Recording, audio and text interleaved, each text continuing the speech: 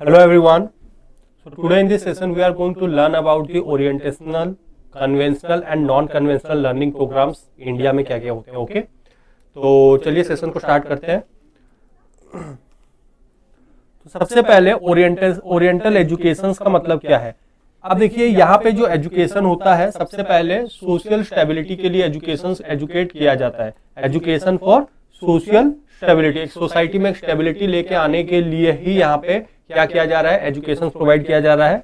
अब different types of oriental education क्या क्या different types of oriental education हो जाते हैं. Oriental education basically traditional education होते हैं. हमारे जो पुराने टाइम में जो एजुकेशन दिया जाता था उसको हम क्या बोल देते हैं यहाँ पे, ओरिएंटल एजुकेशन बोल देते हैं. जैसे मोरल ट्रेनिंग, मोरल एजुकेशन के ऊपर आपको पढ़ाया जाता है. जैसे हम क्लास 7 क्लास 8 में हमारा मोरल साइंस का एक सब्जेक्ट हुआ करता था जहाँ पे मोरल एजुकेशन, एथिकल कंडक्ट, क्या राइट है क्या रॉन्ग है उसके बारे में पढ़ाया जाता था. तो उसको हम क्या बोलते हैं, मोरल ट्रेनिंग बोलते थे. फिर उसके साथ साथ थियोरिटिकल और रिलीजियस ट्रेनिंग के ऊपर भी प्रोवाइड किया जाता था. किसके ऊपर प्रोवाइड किया जाता था, थियोरिटिकल के साथ साथ रिलीजियस ट्रेनिंग के ऊपर पढ़ाया जाता था. अब देखो कुछ एजेंसीज होते थे जहाँ पे ओरिएंटल एजुकेशन मिलता था. अब एजेंसीज मतलब कहाँ कहाँ आपको ओरिएंटल एजुकेशन मिलता था. एक तो आपको घर में मिलता था. घर में उस समय प्राचीन काल में घर में पढ़ते थे, मम्मी पापा के जरिए पढ़ते थे या फिर दादी माँ दादाजी पढ़ाते थे. ओके, पगोड़ा या फिर टेम्पल्स में एजुकेशन हुआ करते थे. बहुत सारे मठ को एस्टेब्लिश किया गया था जहाँ पे स्टूडेंट्स को पढ़ाए जाते थे. या फिर अगर आपने रामायण महाभारत देखा होगा तो वहां पे पेड़ के नीचे बैठ के गुरु अपने शिष्य को पढ़ाते थे. तो अंडर द ट्रीज और अंडर द कवर शेड के अंदर भी पढ़ाया जाता था. क्लियर हुआ. तो ओरिएंटल एजुकेशन बेसिकली क्यों दिया जाता था, यहाँ पे एजुकेशन में सोशल स्टेबिलिटी लेके आने के लिए पढ़ाया जाता था. और different types of oriental education क्या है, जैसे किसी को मोरल ट्रेनिंग प्रोवाइड करना, थियोरिटिकल के साथ साथ रिलीजियस ट्रेनिंग प्रोवाइड करना. और उसके साथ साथ कुछ एजेंसीज होते थे ओरिएंटल एजुकेशन के लिए. क्या क्या एजेंसीज होते थे, कहाँ पे पढ़ाए जाते थे, घर में पढ़ाए जाते थे, मंदिरों में पढ़ाए जाते थे. और उसके साथ साथ पेड़ के नीचे भी बैठ के अंडर द ट्रीज और कवर्ड शेड्स के अंडर में रह के भी पढ़ाया जाता था.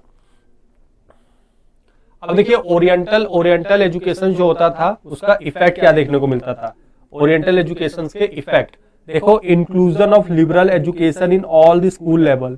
एक तो इंक्लूड करना, लिबरल एजुकेशन को लेके आना स्कूल लेवल्स में. सबको लिबर्टी मिलना चाहिए. एक इंक्लूसिव एजुकेशन के ऊपर फोकस किया जाएगा, लिबर्टी के ऊपर फोकस किया जाएगा, लिबरल एजुकेशन दिया जाएगा स्कूल लेवल में.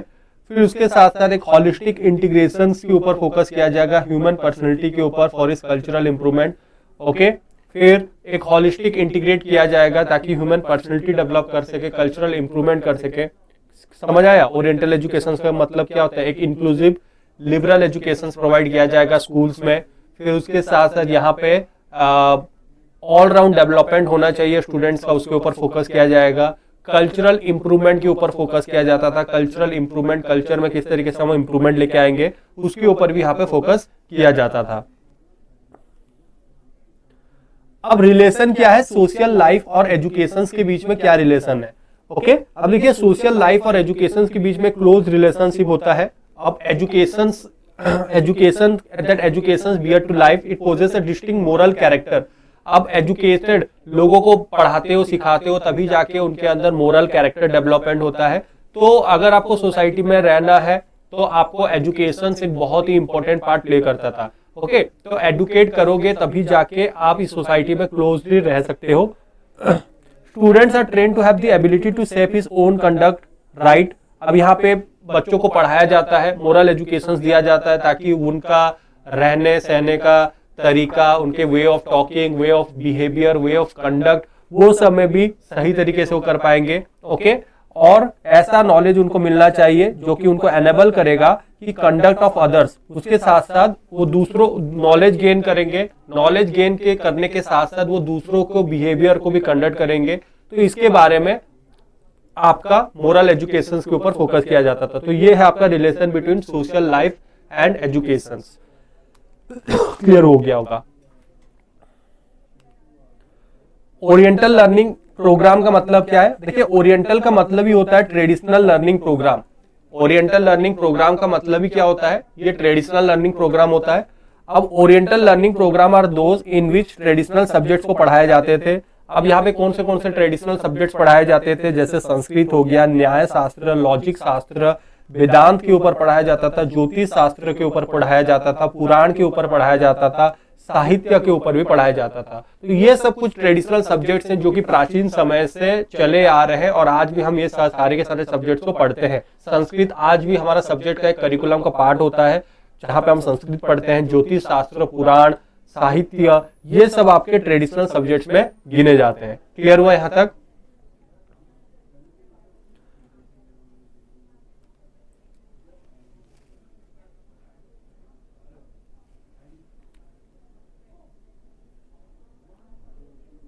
ओके, 1 मिनट का टाइम, 1 मिनट रुकिए।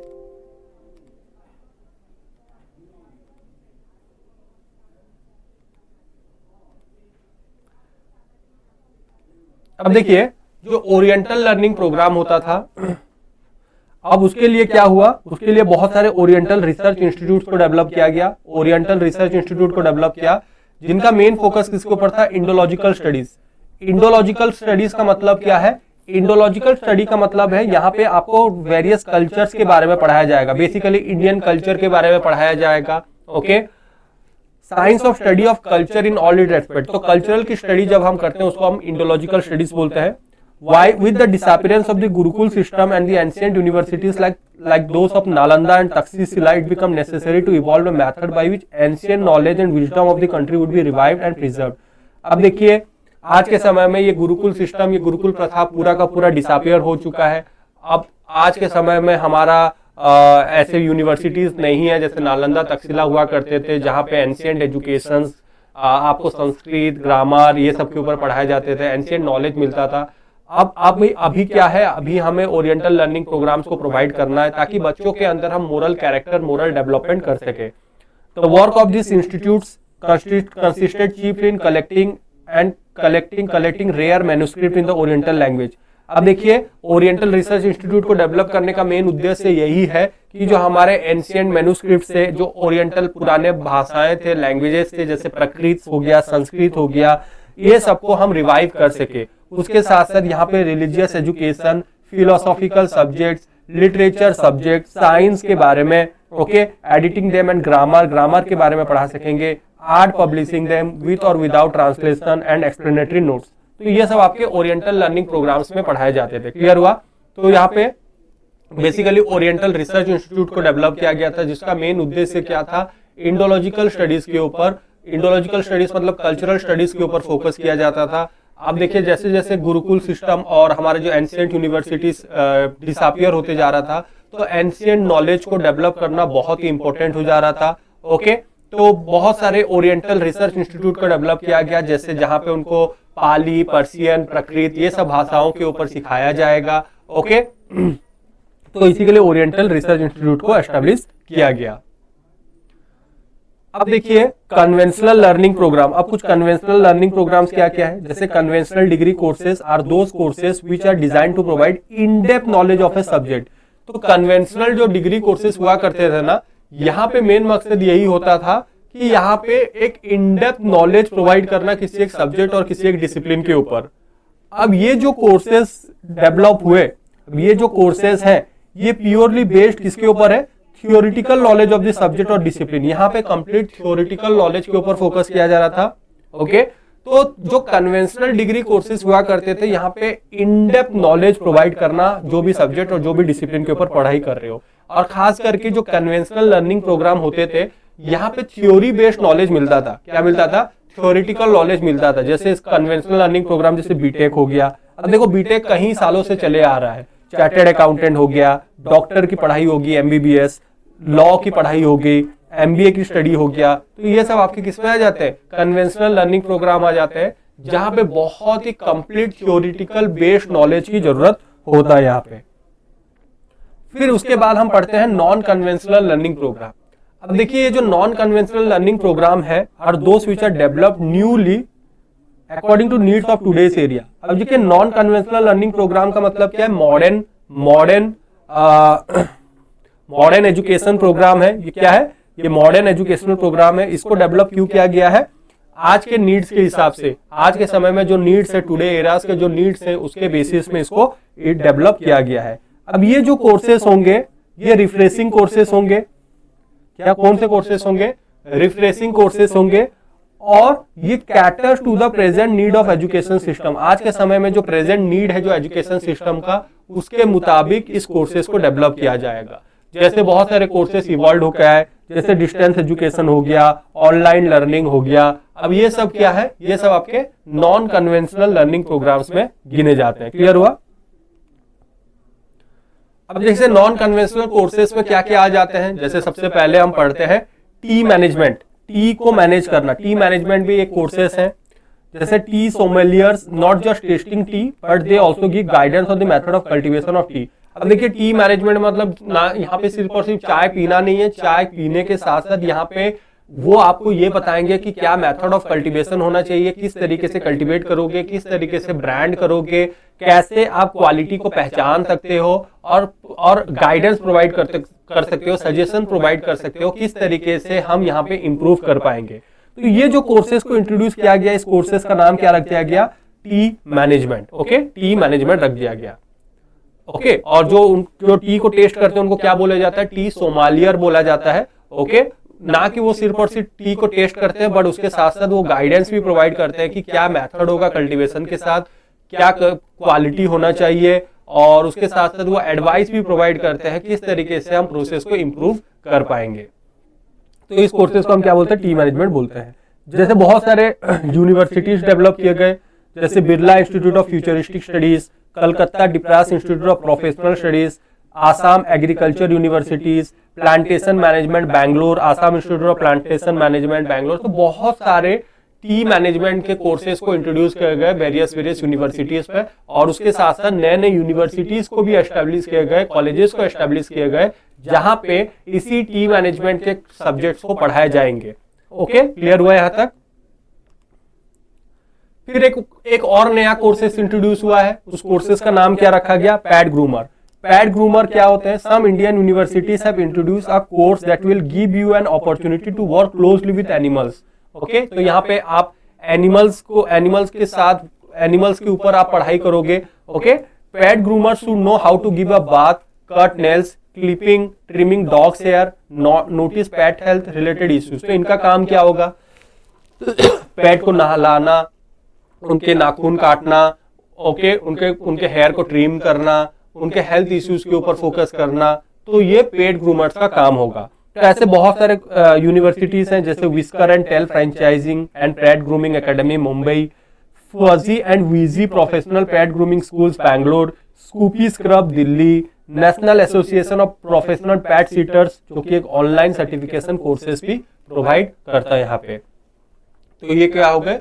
ये सब आपके पेट ग्रूमिंग के कोर्सेज हो जाते हैं। ओके, तो पेट ग्रूमर्स बेसिकली वही होते हैं जो जानवरों के ऊपर काम करते हैं, उनको किस तरीके से नहलाना है, खिलाना है, घुमाना है, उनका पूरा का पूरा पेट ग्रूमिंग के ऊपर ही होगा। तो उसके लिए भी बहुत सारे यूनिवर्सिटीज को एस्टेब्लिश किए गए थे, कॉलेजेस को एस्टेब्लिश किए गए थे, उनका काम ही यही इसी के ऊपर फोकस होगा। फिर आता है आपका जेरोंटोलॉजी। गेरोंटोलॉजी क्या मतलब क्या है? स्टडी इंक्लूड, गेरोंटोलॉजी एक स्टडी है जहां पे आप social, emotion and life expect of aging that aims to help the elderly. अब जेरोंटोलॉजी जो कोर्सेज को इंट्रोड्यूस किया गया, जो एल्डरली पीपल है उनको देखभाल करने के लिए किया गया था। अब देखिए, जो एल्डर्स लोग होते हैं वो सोशली, इमोशनली उनको बहुत ही सपोर्ट की जरूरत होता है। तो जेरोंटोलॉजी वो जो पढ़ते हैं वो उन्हीं के ऊपर काम करते हैं, उनका देखभाल करना, उसके ऊपर फोकस होता है जेरोंटोलॉजी में। ओके, फिर एक होता है आपका एथिकल हैकिंग। अब एथिकल हैकिंग क्या होता है? अब एथिकल हैकिंग मतलब बहुत सारे big companies, IT firms are looking for ethical hackers for various security purpose के लिए। अब for those people who are good at cracking passwords, अब उनको हायर करते हैं जो पासवर्ड्स को क्रैक कर सकते हैं। Okay, social media accounts unlock कर सकते हैं, क्लोज सिस्टम और डिकोड कर सकते हैं, मल्टीपल कोड्स को डिकोड कर सकते हैं।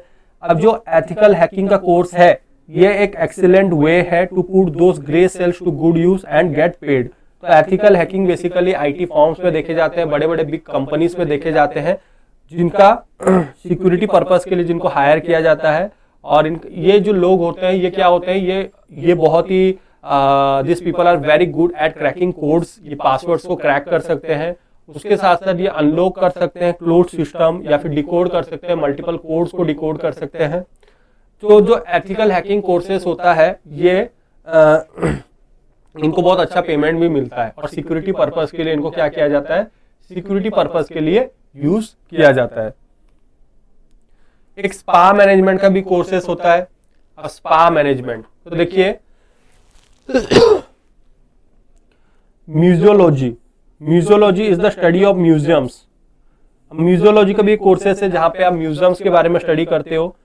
अब ये जो कोर्सेस हैं ये ऑफर करता है आपको नॉलेज किस तरीके से म्यूजियम्स को मैनेज करना होता है, जो आर्टिफैक्ट्स को कलेक्ट करोगे म्यूजियम्स में रखने के लिए। ओके, अब देखो म्यूजियोलॉजी के लिए one should have a proper understanding of culture, history, okay, and then only they can opt for this profession. So ये हो गया आपका म्यूजियोलॉजी। ओके, तो museology is basically about study of the museums, तो study about the museum. तो ये जो courses हैं ये ऑफर करते हैं नॉलेज कि किस तरीके से आप मैनेज करोगे म्यूजियम्स को, किस तरीके से आर्टिफैक्ट्स को कलेक्ट करोगे म्यूजियम्स के अंदर।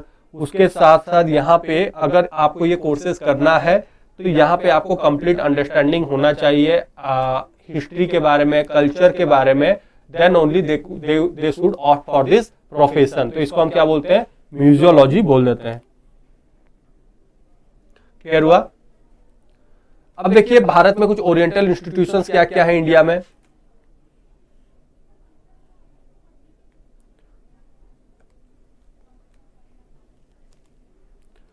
अब देखिए ओरिएंटल इंस्टीट्यूट्स इन इंडिया, यहां से क्वेश्चंस पूछे गए आपके एग्जाम में, तो ये सारे के सारे इंस्टीट्यूशंस को आपको क्या करना है, याद रखना है।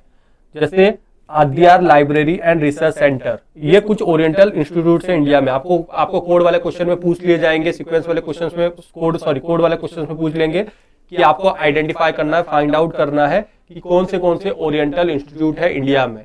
एक है आपका Adyar library and research centre, एक है आपका एशियाटिक सोसाइटी, कौन सी सोसाइटी है, एशियाटिक सोसाइटी है। एक आपका है Bhandarkar oriental research institute, Bhandarkar oriental research institute. फिर एक है आपका गंगानाथ झा केंद्रीय संस्कृत विद्यापीठ, ओके। एक है आपका कुपुस्वामी शास्त्री रिसर्च इंस्टीट्यूट्स। एक है आपका मद्रास संस्कृत कॉलेज, क्या है, मद्रास संस्कृत कॉलेज है। एक है आपका मिथिक सोसाइटी है। एक आपका ओरिएंटल इंस्टीट्यूट है। एक आपका ओरिएंटल मैन्युस्क्रिप्ट लाइब्रेरी है आपका एक। 10 में देखेंगे तो ओरिएंटल रिसर्च इंस्टीट्यूट है। 11 में देखेंगे ओरिएंटल रिसर्च इंस्टीट्यूट। 12 में देखेंगे तो संस्कृत एकेडमी, संस्कृत साहित्य परिषद, okay. The government Sanskrit college. फिर उसके साथ साथ नेक्स्ट क्या है, गवर्नमेंट का संस्कृत कॉलेज है। सरस्वती महल लाइब्रेरी, फिर उसके साथ नेक्स्ट क्या है, सरस्वती महल लाइब्रेरी है। फिर उसके साथ साथ और नेक्स्ट क्या है, Vishwarambanand Vishwabandhu institute of Sanskrit and Indological studies. समझ आ गया? अब देखिए इसमें कीवर्ड क्या है, जैसे देखिए अद्यार, ये एक पुराना नाम है। एशियाटिक सोसाइटी, ये भी एक थोड़ा सा ट्रेडिशनल नाम है। देखिए ओरिएंटल दिख गया, मतलब ये ट्रेडिशनल है, Bhandarkar oriental research institute. Sanskrit यहाँ पे संस्कृत लिखा हुआ है तो संस्कृत भी पुराना है। कुपुस्वामी शास्त्री, कुपुस्वामी भी एक ट्रेडिशनल का नाम है, तो इसे आप याद रख सकते हो। मद्रास संस्कृत कॉलेज, संस्कृत हो गया, संस्कृत के ऊपर फोकस किया जाएगा। मिथिक मतलब माइथोलॉजिकल सोसाइटी, जहाँ पे माइथोलॉजिकल पुराण के ऊपर पढ़ाया जाएगा। ओरिएंटल इंस्टीट्यूट, मैन्युस्क्रिप्ट लाइब्रेरी, जहाँ पे मैन्युस्क्रिप्ट के ऊपर फोकस किया जाएगा। ओरिएंटल रिसर्च इंस्टीट्यूट हो गए। संस्कृत एकेडमी हो गया, संस्कृत एकेडमी में संस्कृत के बारे में पढ़ाया जाएगा। संस्कृत साहित्य परिषद, जहाँ पे साहित्य के ऊपर पढ़ाया जाएगा। फिर उसके बाद गवर्नमेंट संस्कृत कॉलेज, फिर गवर्नमेंट का जो संस्कृत कॉलेज है उसके वहाँ पे पढ़ाया जाएगा। सरस्वती महल लाइब्रेरी, फिर उसके बाद नेक्स्ट क्या है, सरस्वती महल लाइब्रेरी है। Vishwambaranand Vishwabandhu institute of Sanskrit and Indological studies, Sanskrit और इंडोलॉजिकल स्टडीज के लिए यहाँ पे कीवर्ड है। तो ये सब कीवर्ड से आप याद रख सकते हो कि भारत में ओरिएंटल इंस्टीट्यूशंस क्या क्या है। समझ आ गया?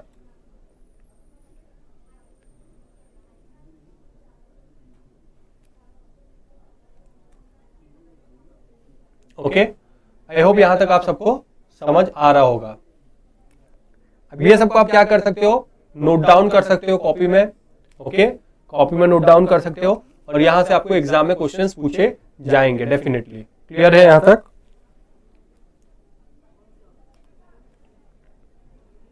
अब देखिए जो ओरिएंटल लर्निंग हुआ करता था, जो ओरिएंटल लर्निंग हुआ करता था, जैसे गुरुकुल्स हुआ करते थे, तो यहाँ पे पूरा का पूरा किसके ऊपर फोकस होता था? गुरु के ऊपर फोकस होता था। गुरु जो बोलते थे शिष्य को वही चीज मानना पड़ता था। तो ये कंप्लीटली क्या होता था? टीचर सेंटर्ड हुआ करता था, कंप्लीटली टीचर सेंटर्ड हुआ करता था। फिर आता है आपका कन्वेंशनल लर्निंग भी। कन्वेंशनल लर्निंग भी टीचर सेंटर्ड लर्निंग क्या बोला जाता था। और आज के समय में जो नॉन कन्वेंशनल लर्निंग है, जैसे ई लर्निंग है, ये लर्नर सेंटर्ड है। कंप्लीटली लर्नर के नीड्स, लर्नर के डिमांड के बेसिस में ही यहाँ पे पढ़ाया जाता था। Is it clear to all of you?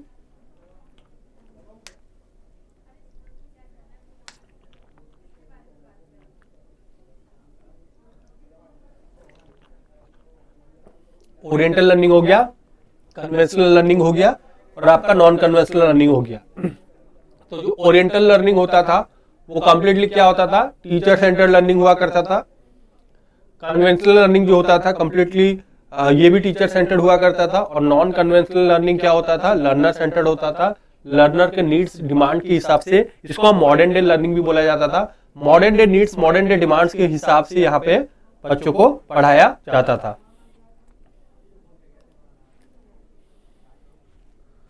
अब देखिए एक ओरिएंटल रिसर्च इंस्टीट्यूट को डेवलप किया गया। अब ये जो इंस्टीट्यूशंस हैं इनको specially devoted to indological studies. ये बेसिकली किसके लिए बनाया गया था? इंडोलॉजिकल स्टडीज के लिए बनाया गया था। और east Asia, in India oriental studies focus on Indology. Indology का मतलब क्या है? कल्चरल स्टडीज के ऊपर।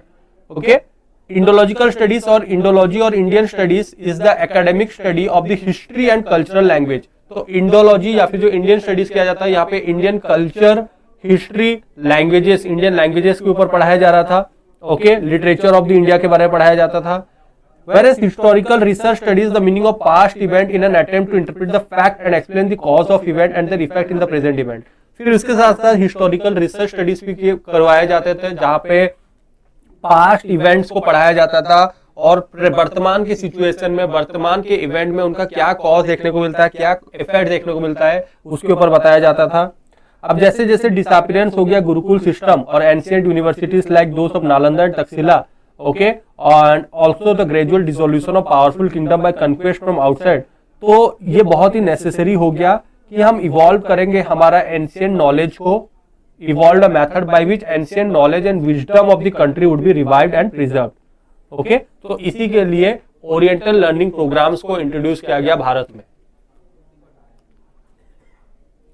अब भारत में देखिए कुछ ओरिएंटल इंस्टीट्यूशंस हैं इंडिया में। Following are the oriental institutions in India. तो ये सारे के सारे ओरिएंटल इंस्टीट्यूशंस को आपको याद रखना है। एक तो है आपका Adyar library and research centre. क्या क्या है? एक अद्यार लाइब्रेरी और रिसर्च सेंटर है। एक आपका क्या है? एशियाटिक सोसाइटी है। क्या है? एशियाटिक सोसाइटी है। एक आपका भंडारकर ओरिएंटल रिसर्च इंस्टीट्यूट है। क्या है? Bhandarkar oriental research institute. एक आपका गंगानाथ झा केंद्रीय संस्कृत विद्यापीठ है। एक कुपुस्वामी शास्त्री रिसर्च इंस्टीट्यूट है। मद्रास में संस्कृत कॉलेज है। मिथिक सोसाइटी है जहां पे माइथोलॉजिकल स्टडी किया जाता है। ओरिएंटल इंस्टीट्यूट है। ओरिएंटल मैन्युस्क्रिप्ट लाइब्रेरी है। ओरिएंटल रिसर्च इंस्टीट्यूट है। संस्कृत एकेडमी है। संस्कृत साहित्य परिषद है। गवर्नमेंट का एक संस्कृत कॉलेज है। सरस्वत महल लाइब्रेरी है। फिर उसके बाद Vishwabaranand Vishwabandhu institute of Sanskrit and Indological studies. Institute of Sanskrit and Indological studies इसे बोला जाता है। तो this are the oriental institutions in India. Oriental institution in India. अब अगर हम देखेंगे ओरिएंटल लर्निंग प्रोग्राम्स क्या है, तो देखिए जी ओरिएंटल मींस ट्रेडिशनल। ओरिएंटल का मतलब ही क्या होता है? ये ट्रेडिशनल होता है। अब जो ओरिएंटल लर्निंग प्रोग्राम्स होते हैं, जो ओरिएंटल लर्निंग प्रोग्राम्स होते हैं जहां पे इन विच ट्रेडिशनल सब्जेक्ट्स को पढ़ाए जाते हैं। अब ट्रेडिशनल सब्जेक्ट्स को पढ़ाए जाते हैं जैसे संस्कृत हो गया, न्याय हो गया, वेदांता हो गया, ज्योतिष शास्त्र, पुराण, साहित्य, ये सब आपके ओरिएंटल लर्निंग में प्रोग्राम में आते हैं। ये क्वेश्चन आपको पूछे जा सकते हैं कि बताइए ओरिएंटल लर्निंग प्रोग्राम्स में कौन से सब्जेक्ट्स को पढ़ाए जाते थे। तो याद रखिए संस्कृत हो गया, न्याय हो गया, वेदांत हो गया, ज्योतिष शास्त्र हो गया, पुराण हो गया, साहित्य हो गया, ये सब आपके किस में आ जाते थे, ओरिएंटल लर्निंग प्रोग्राम्स में आ जाते थे। अब देखिए एक ओरिएंटल रिसर्च इंस्टीट्यूशंस को डेवलप किया गया। अब ये oriental research institutions completely devote किसके तरफ किया, इंडोलॉजिकल स्टडीज। इंडोलॉजिकल स्टडीज मतलब हम अपने इंडिया के कल्चर के बारे में स्टडी करेंगे, लैंग्वेज के बारे में स्टडी करेंगे। ओके, फिर उसके बाद जैसे जैसे गुरुकुल सिस्टम डिसअपियर होते चले गया, जैसे नालंदा, तक्षशिला, एंशिएंट यूनिवर्सिटीज का डिसअपियरेंस हो गया, तो धीरे धीरे लोग इस प्रकार के जो हमारे ट्रेडिशनल लर्निंग है उसको भूलते गए, ओरिएंटल लर्निंग को भूलते गए। ओके, अब ओरिएंटल लर्निंग प्रोग्राम्स को फिर से रिवाइव करने के लिए बहुत सारे नए नए कॉलेजेस, यूनिवर्सिटीज को भी एस्टेब्लिश किया गया। ओके, जिससे इसका बेस्ट एग्जांपल हो गया जो हम बिहार में न्यू नव्य नालंदा यूनिवर्सिटीज को एस्टेब्लिश किया, एक नया नालंदा यूनिवर्सिटीज को एस्टेब्लिश किया गया जहां पे ओरिएंटल लर्निंग के ऊपर भी पढ़ाया जाएगा।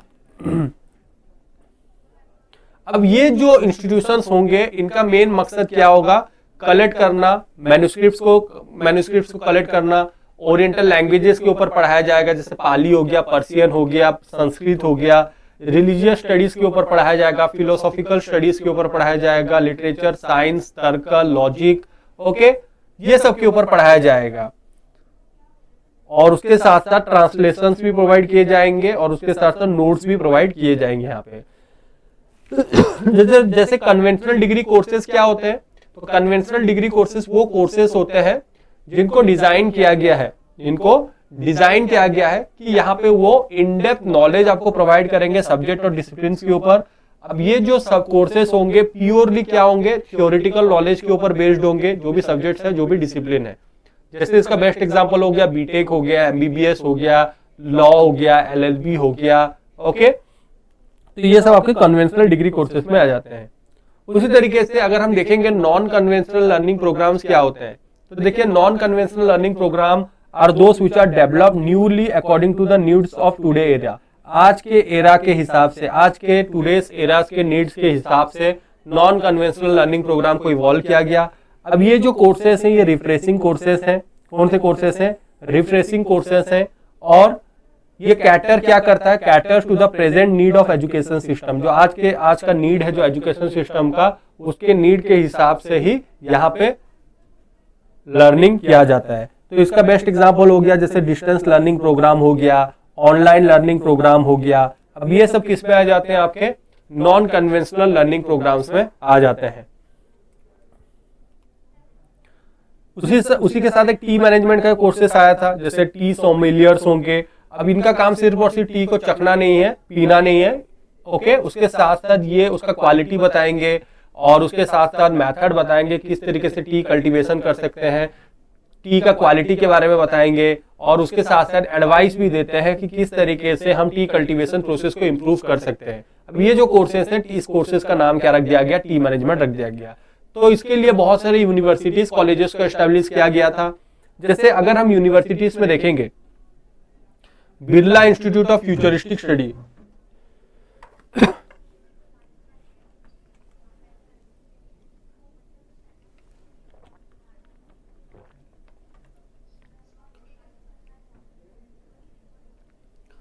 Birla institute of forensic science futuristic studies को लेके आया गया। Assam agriculture universities, Indian institute of plantation management Bangalore. तो ये सब बहुत सारे नए नए कोर्सेज, नए नए यूनिवर्सिटीज, कॉलेजेस को भी एस्टेब्लिश किए गए। समझ आया? तो ये हो गया आपका टी मैनेजमेंट। फिर उसके साथ साथ एक पैड ग्रूमर का कोर्सेज को भी लेके आया गया। तो बहुत सारे इंडियन यूनिवर्सिटीज, कॉलेजेस ने पैड ग्रूमिंग का कोर्सेज को इंट्रोड्यूस किया गया, जहां पे उनको ये अपॉर्चुनिटी मिलेगा कि वो जानवरों के बारे में स्टडी कर सकते हैं, उनको क्या पसंद है, क्या कहना पसंद है, किस तरीके से आप पैट को ग्रूम कर सकते हो, उसके ऊपर भी कोर्सेस है। ओके, तो जो पैट ग्रूमर होगा ना, उनको ये पता चलना चाहिए कि एक जो पैट्स हैं वो उनको नहलाना कैसे है, उनका नाखून काटना, उनका क्लिपिंग करना, डॉग्स हेयर को ट्रिम करना, या फिर कुत्तों पैट को अगर कोई हेल्थ रिलेटेड इश्यूज है उसको आइडेंटिफाई करना, उसको सुधारना। तो इसके लिए भी बहुत सारी यूनिवर्सिटीज है। ये सारे के सारे यूनिवर्सिटीज का नाम आप याद रखिए। Whisker and Tail franchisee and Pet Grooming Academy Mumbai, Fuzzy and VG professional pet grooming school Bangalore, Scoopy Scrub Delhi, National Association of Professional Pet Sitter जो कि एक ऑनलाइन सर्टिफिकेशन कोर्सेज भी है। तो ये डिफरेंट कुछ यूनिवर्सिटीज है जिनको आपका नाम आपको याद रखना होगा। फिर उसके साथ साथ एक गारंटोलॉजी का भी सब्जेक्ट होता है। कौन सा सब्जेक्ट होता है? गारंटोलॉजी का सब्जेक्ट होता है। तो गारंटोलॉजी क्या है? Gerontology is the study include social, emotional and life aspect of ageing. Okay, तो यहाँ पे social, emotional and life aspect of ageing के बारे में पढ़ाया जाता है, जो कि मदद करता है एल्डरली लोगों को, that aims to help the elderly people. एक होता है आपका एथिकल हैकिंग। अब ये जो एथिकल हैकिंग होता है, बहुत सारे बड़े बड़े जो बिग कंपनीज होते हैं, आईटी फॉर्म्स होते हैं, ये देखते हैं कि लुक्स फॉर एथिकल हैकर्स, कौन एथिकल हैकर्स बन सकता है, जो कि यूज होता है सिक्योरिटी पर्पस के लिए। ओके, अब उन्हीं लोगों को हायर किया जाता है जो कि बहुत ही ग्रेट होते हैं cracking passwords, social media accounts, okay, unlock करने में मदद करते हैं क्लोज्ड सिस्टम, डिकोड करते हैं मल्टीपल कोड्स को। तो जो एथिकल हैकिंग कोर्सेस होता है, ये एक एक्सीलेंट वे है to put those grey cells to good use and get paid. तो ये आपका कुछ एथिकल हैकिंग के कोर्सेस हो जाते हैं। उसके साथ साथ स्पा मैनेजमेंट का भी कोर्सेस होता है। स्पा ट्रेनिंग दिए जाते हैं। स्पा मैनेजमेंट भी एक कोर्सेस है। एक है म्यूजियोलॉजी। म्यूजियोलॉजी क्या है? म्यूजियोलॉजी में बेसिकली स्टडी ऑफ म्यूजियम्स, यहाँ पे म्यूजियम्स की स्टडी की जाती है। अब ये जो कोर्सेस है ये ऑफर करता है नॉलेज ऑफ मैनेजिंग म्यूजियम्स। अब किस तरीके से म्यूजियम्स को मैनेज कर रहे हो, म्यूजियम्स में क्या आर्टिफैक्ट होने चाहिए, म्यूजियम कलेक्शन, म्यूजियम में आर्टिफैक्ट क्या होने चाहिए, और उसके साथ साथ एक लोगों को प्रॉपर अंडरस्टैंडिंग होना चाहिए हिस्ट्री के बारे में, कल्चर के बारे में, अगर उसको इस प्रोफेशन में एंटर करना है। तो ये क्या हो गया? ये म्यूजियोलॉजी के बारे में हो गया।